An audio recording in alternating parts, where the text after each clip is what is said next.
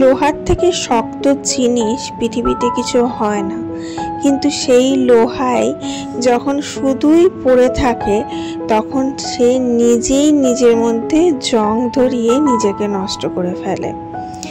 Same like that আমাদের লাইফেও তাই। আমরা যদি নিজেদের শরীরটাকে একটু চালনা না করি আর নিজেরা চুপচাপ বসে থাকি এবং বসে বসে সময় নষ্ট করি, তাহলে নিজেরাই নিজেদের মধ্যে জং ধরিয়ে নিজেরাই নিজেদের ক্ষতি করে নিজেদের শরীরটাকে নষ্ট করে ফেলবো। Hello everyone, this is Ivy, welcome back to my channel. আজকে সকালবেলা উঠে হাজবেন্ড মশাইকে বললাম একটু কালো ধাগা লাগিয়ে দিতে পায়ের মধ্যে। অনেকে আমাকে রিকোয়েস্ট করে যে পায়ের মধ্যে নুপুর পরতে বা পায়েল পরতে, অ্যাঙ্কলেট পরতে, কিন্তু আমার ফ্যামিলিগতভাবে কিছু সমস্যার কারণে আমি সেটা কোনোদিনই পরতে পারবো না।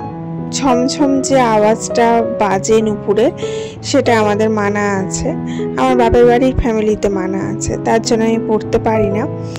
আর দ্যাটস ওয়াই আমি একটা ধাগা পরলাম অনেকে রিকোয়েস্ট রাখার জন্য। তো চলো আজকে কিছু কাজকর্ম স্টার্ট করা যাক। মেয়েটা সকালবেলা স্কুলে গেলে বেশ অনেকটা সময় পাই, যেমন অ্যাজ ইউজুয়াল সবসময় বলি, সেই সময়টা আমার এতটুকু সময় নষ্ট না করে আমি কন্টিনিউয়াস কাজ করে যাই। যদি আমি একবার শরীরটা ফেলে দিই যে আমি কিছু করবো না, একটু শুয়ে পড়ি, একটু রেস্ট নিয়ে নিই, তাহলে আর উঠতে পারি না। শুলে পরেই একটু চোখ লেগে যায়, যেহেতু অনেকটা আর্লি মর্নিংয়ে উঠি, অ্যারাউন্ড 5:30 আমি উঠে যাই। তো তখন যদি একবার চোখ লেগে যায়, শরীরটা এত ম্যাচ করে আর শরীরটা ফেলে দিলে আর কিছুতেই উঠতে পারি না।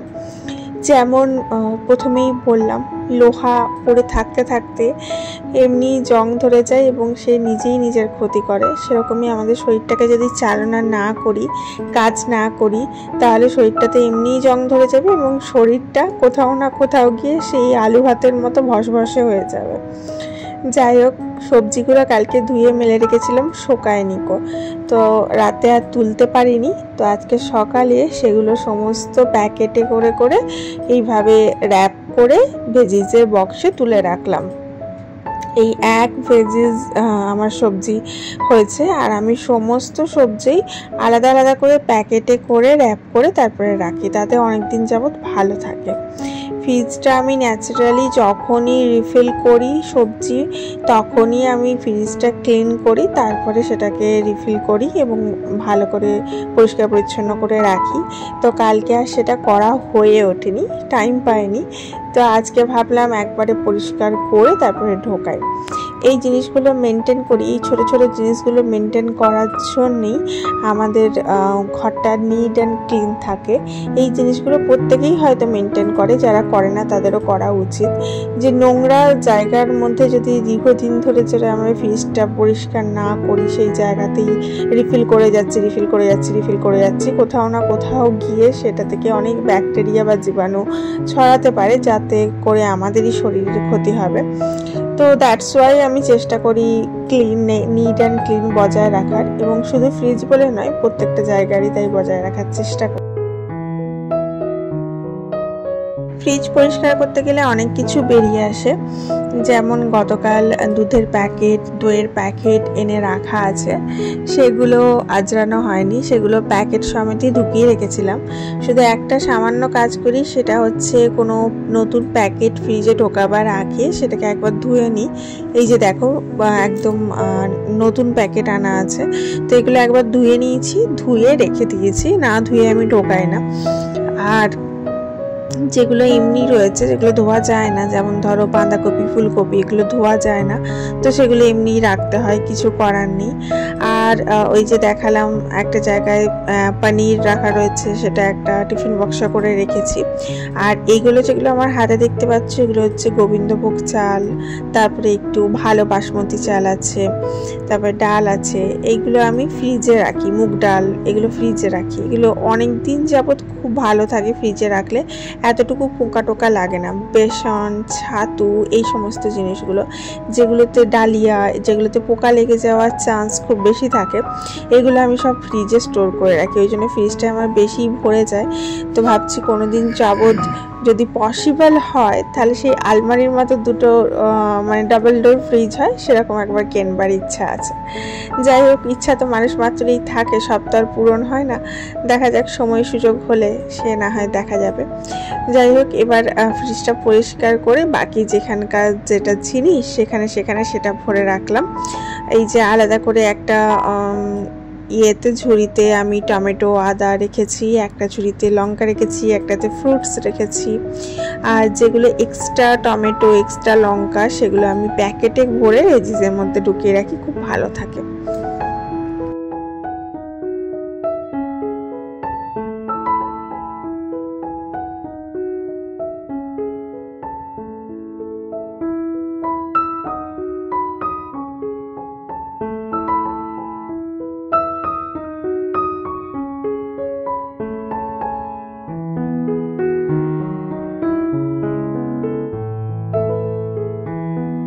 ফ্লিপকার্ট থেকে আগের দিনই তোমাদের দেখিয়েছিলাম গ্রসারি আইটেম, ওখান থেকে সমস্ত কিছু আনাই। তার মধ্যে যেটা আনাই না সেটা হচ্ছে চিনিটা লোকাল মার্কেট থেকেই আমরা নিয়ে থাকি বরাবরই। আর পাউচ, যেগুলো পাউচের মধ্যে কোনো কিছু কেনবার থাকে, সেগুলো আমরা লোকাল মার্কেট থেকে নিয়ে থাকি, কারণ পাউচ জাতীয় জিনিসগুলো ওখানে পাওয়া যায় না। আর এই যে চিনিটা, আমরা মোটামুটি চিনি আমার 3 কিলো মতন লাগে এক মান্থের মধ্যে, 3 কিলোর মধ্যেই আমার হয়ে যায়, তার বেশি চিনি আমার লাগে না। তো এই একটা বড় জারের মধ্যে আমি এটাকে খানিকটা আজরে রাখি, আর বাকিটা প্যাকেট করে আমি একদম তুলে রাখি। ওদিকে আমি রান্না বসিয়েছি, রান্নাটাও দেখছি, আর এদিকে জিনিসগুলো আজরাজরি করছে। আমার মেয়ে কি করেছে, আমি যে টুলটায় বসে কাজ করি, ওই টুলটা নিয়ে ও ডল হাউস বানিয়ে দিয়েছে। তো ওই টুলটাতে আমি বসে আর কাজ করতে পারছি না, ওই জন্য আমার খুব অসুবিধা হচ্ছে। তো ও বলেছে আমার জন্য একটা ডল হাউস অর্ডার করে দাও। তো দেখা যাক, ওর জন্য একটা ডল হাউস অর্ডার করা হয়েছে, তো সেইটা আসবে, তারপরে আমি টুলটা ফ্রি পাবো। আর একটা টুলে আমার চালের বস্তা রয়েছে। যাই হোক, এই হচ্ছে ব্যাপার। আর চিনি প্যাকেট একবার ফেটে গেছিলো আমার, তার জন্য আমি তারপর থেকে কি করি, ডবল প্যাকেজিং করে রাখি, তাতে করে একটা ফেটে গেলে আর একটা কাজে দেবে। তো যেখানে এবার ভরে রাখার জায়গা, সেখানে ভরে রাখবো, আর তারপরে আবার পরে যখন দরকার লাগবে তখন এটা বার করে নেব। একবার আমরা 1 রুপিজে হাফ লিটার তেল পেয়েছিলাম, সরিষার তেল, মাস্টার্ড অয়েল পেয়েছিলাম। একবার আমরা 1 রুপিজে বেশ অনেকটা সুগার পেয়েছিলাম। তারপরে এবারে বোধহয় আমরা কুকিজ পেয়েছি ফ্রিতে। তো কিছু না কিছু অফার ওরা দিতে থাকে। যাই হোক, জামা কাপড়গুলো কালকে সব মিলেছিলাম, সেগুলো এখন তুলে নিচ্ছি। আজকে রান্নার ডিপার্টমেন্টটা বর্মশাইকে দেওয়া আছে, তার কারণ সে আজকে একটা নতুন চিকেনের রেসিপি ট্রাই করছে। রীতিমতো সেই কয়লা টয়লা কিনে এনে একদম হাজির হয়েছে, কয়লা পুড়িয়ে আজকে রান্না করে খাওয়াবে বলেছে এমন রান্না করে খাওয়াবো কয়লা পুড়িয়ে যে তোমরা আঙুল চাটতে বাধ্য হবে। দেখা যাক। আর জামা কাপড়গুলোর মধ্যে পর্দাগুলো কালকে মিলেছিলাম কেচে, সেগুলো শুকিয়ে গেছে, ওগুলো তুলে রাখলাম। আর ওয়াশিং মেশিনে বেশ অনেকগুলো জামা কাপড় কাচা ছিল, সেগুলোও তুলে নিলাম। আস্তে আস্তে এগুলো গুছিয়ে একদম পাট করে তুলে রাখবো।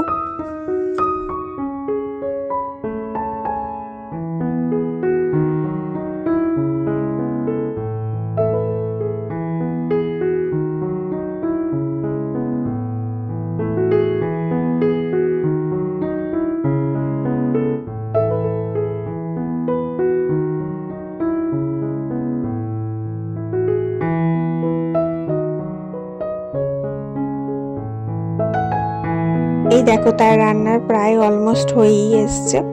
এর মধ্যে একটু স্পেশাল মশলা দেওয়া আছে, যেমন হচ্ছে কাজু বাদাম পেস্ট দিয়ে ও করেছে, আর আমলের ক্রিম দেওয়া আছে এর মধ্যে, আর পেঁয়াজ রসুন আদা টমেটো এই সমস্ত তো থাকেই। তো এই সমস্ত দিয়ে এই দুটো অ্যাডিশনাল এর মধ্যে অ্যাড করা আছে, আর কাস্তুরি মেথি অ্যাড করা আছে। এই সমস্ত দিয়ে ও এটা সেই বাটার চিকেনের মতো করেছে, আর পুরো রান্নাটা বাটারে করেছে, কোনো রকম সরিষার তেল বা রিফাইন অয়েল ইউজ করেনি। তার জন্য দেখতে পাচ্ছ একটু হোয়াইটিস কালার হয়েছে। এবার এর মধ্যে ফোড়ন দেওয়ার পালা, যেমন আমরা ডালে ফোড়ন দিই, ও আজকে চিকেনে ফোড়ন দেবে। সেটা হচ্ছে কয়লা পুড়াবে।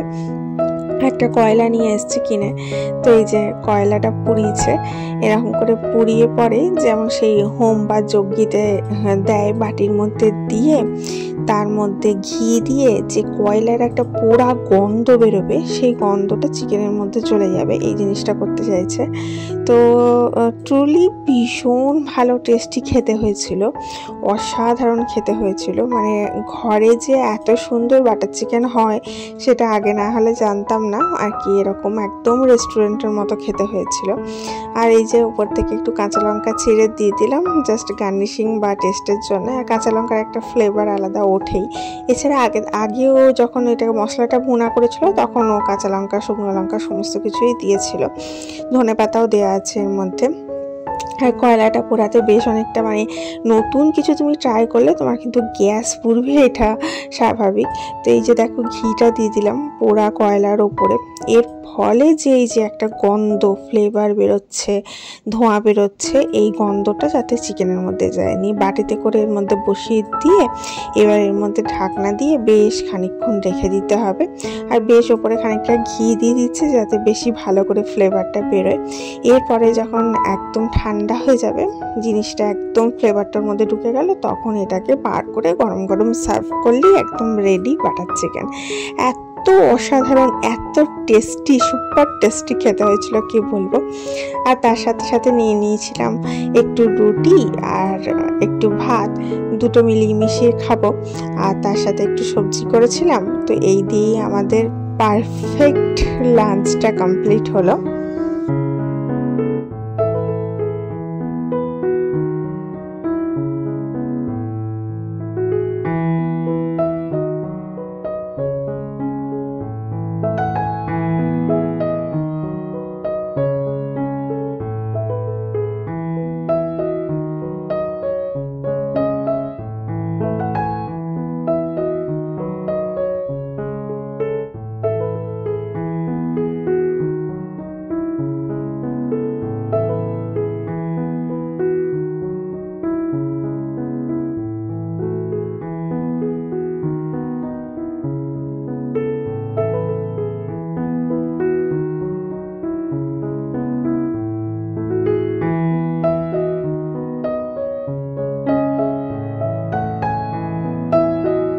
ফাইনালি খাওয়া দাওয়া কমপ্লিট করে চলে এসেছি। আজকে আমার আবার একটা নতুন পার্সেল এসেছে, চলো তোমাদের সাথে শেয়ার করি।